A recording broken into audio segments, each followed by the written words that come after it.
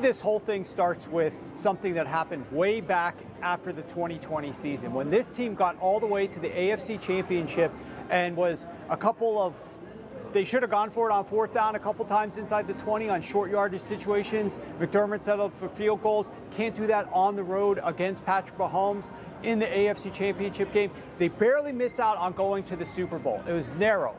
And what ends up happening?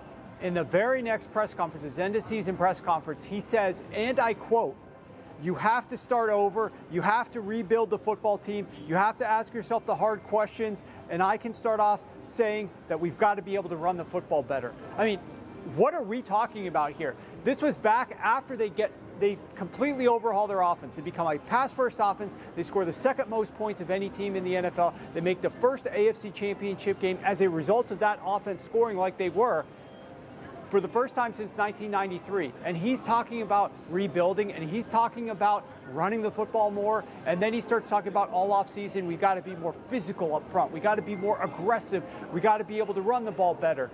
And from that point onward, things just got very contentious inside the building. The public saw some of it at some of the press conferences, especially after every big loss. There were losses after the bye week where they lost a game to the Jacksonville Jaguars and they passed the ball a lot. And then they came out and blew out a team. And the very next week they played that rainy, windy game against the Indianapolis Colts. And they got destroyed in that game and they couldn't get the run game going. And Sean McDermott came out after that game, criticized the offensive coordinator, criticized the lack of effort from a rushing attack, and why aren't we running the ball more physically and better?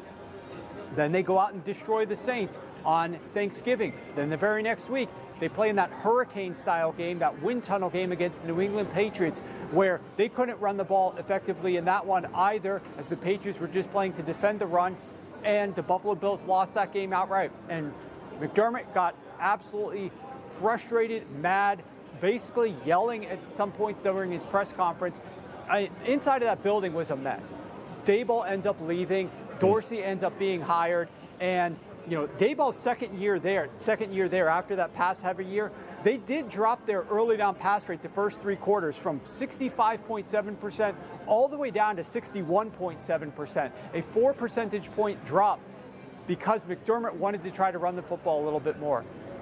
Dorsey then comes in, and he's like, this is what I've got to work with. Let me pass the ball a little bit more. He didn't go all the way up to the 65% mark that Daboll was at, but he was in the 64% range. And there was some contention after that season, and they obviously didn't get as far as they wanted to either in 2022. And so what happens earlier this year? Dorsey goes ahead, fine, I'll lower the run rate a little bit. They were running the ball on only 61.6% of early down plays in the first three quarters of games. That was a 3 percentage point drop off from what Dorsey was doing the prior year. And eventually, I'm very happy for what Kenny Dorsey did here. I believe that behind the scenes, there was an ultimatum given. You're either going to coach offense my way or you're going to get out of Dodge. And I personally have talked to many coaches around the league who ultimately did end up ended up leaving their jobs or getting fired after the season was over. And time again, what many of them tell me is they wish they just drew a hard line. Say, this is the style of offense I want to have, and if you don't like it, you can fire me. And get fired mid-season like Dorsey did.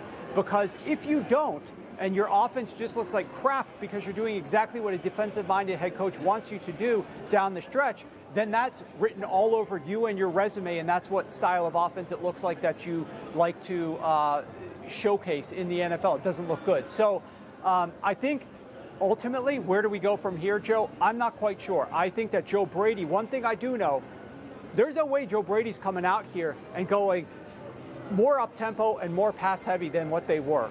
They're going to be the same, or if anything, a little bit slower, a little bit more methodical, a little bit more deliberate offensively with more run game sprinkled in here on early downs. Whether or not that's successful, that remains to be seen. But my guess is that's probably the direction that the offense is about to take for the rest of the season. I just think there are some massive divides here in the locker room with the players, seeing what's been unfolding here. And you've got the coach talking about he wants to create a culture, and then within that culture, a subculture. And I'm thinking, is this guy trying to invent a new religion here in Buffalo for the team to be worshiping at his altar? What is going on here in Buffalo with this trying to create all these different cultures middle of the season and changing up the staff? I think they do obviously have some problems, but the first thing that they have to do, in my opinion, if you want to win games in Buffalo, you have to have your quarterback, who obviously is a Pro Bowl caliber quarterback. He's got to feel confident, he's got to feel empowered, and he's got to play well. And so you got to figure out how to do all three of those things if you're going to hope to turn this thing around in 2023. Yeah, and well, what he can't be is try to play mediator, and he can't be on the fence about it. And Josh Allen appears still to be the quarterback that he's not. I don't know if he's still lacking the confidence. You would think, he'd be like, you look like an Aaron Rodgers, or you look at some of these guys that carry themselves like, listen, this is, he should have a little bit more say in the direction that this offense is going. But I kind of feel like we're still viewing him as a second-year quarterback who's still trying to find who he is. We know who he is. Doesn't he know who he is? Well, I think the offense in 2020 was just so unlocked and open. He could run the ball when he wanted to. He could throw it all over the field. They were calling all the plays that he wanted. And ever since that point, he's had a head coach say, no, we don't want you throwing as much because you turn over. No, stop running the football as much because you're going to get hurt. And so he's just being backed up here. Here's the things you can do, but you better not do these types of things or it's going to cost us. And he's just thinking too much, and he's not playing as loose and free and as aggressive. I mean, he's got to play better for sure. That's definitely a factor. But this team needs some better direction from the top on down. I would imagine Diggs being shut down, which can't happen against the Denver secondary. I don't care. Yes, they're playing better, but Diggs cannot be shut down and going, 3 of 5? Because he's going to get louder in that locker room as well. We already know that with the diva wide receivers. So, and of all the defenses to fire the OC heading into the Jet defense, what's going on here, Warren? This is going to be a Diggs-type game. I think he had 10 catches in the Week 1 game against the Jets. I think they are going to try to go back to basics. They're going to play more deliberately. They're going to get their number one wide receiver more involved.